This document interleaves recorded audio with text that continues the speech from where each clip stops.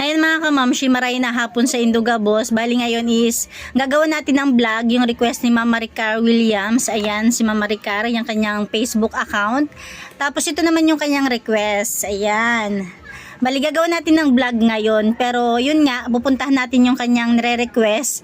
Titingnan natin kung may magagawa tayo or wala ba talaga. Kasi yung kanyang pag-sign up, pag-fill up sa payout, medyo nagkamali siya. Imbis na individual, business yung nailagay niya. Wala naman daw siyang business. Ayan.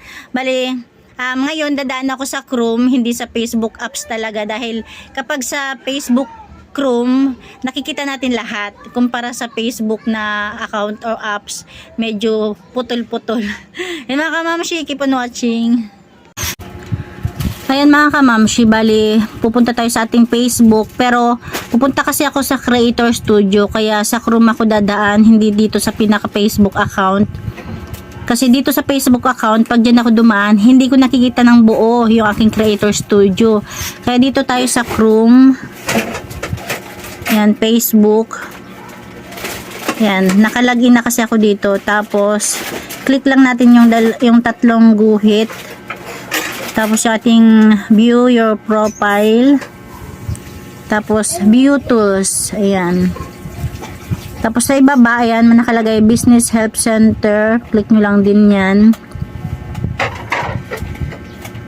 Tapos yung guhit sa taas, bandang kanan, click nyo yan. Get started. Monetize your content.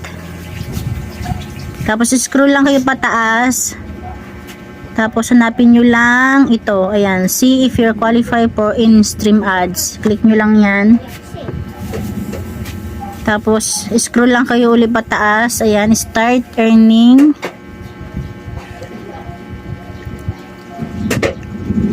Tapos ano yan. Scroll lang kayo. Nakikita nyo yung mga Facebook account nyo at saka yung page nyo. Yung Facebook account nyo, click nyo lang din yan. Tapos slide nyo lang konti. Andyan yung view tools. View tool.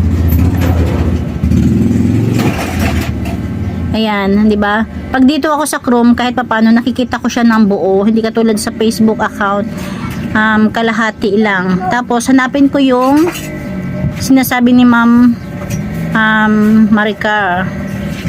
Ayan. Dito tayo sa monetization, payout settings.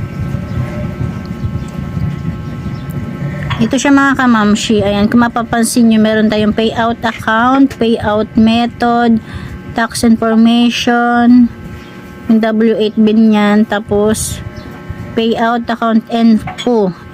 Ayan. Ito yung sinasabi niya, business type individual. Pwede may update naman siya nakalagay. Ayan, click natin yan. Tapos ayan siya mga kamamshi. Ayan, subukan kong i-click tong business type individual. May arrow siya. May arrow, ayan.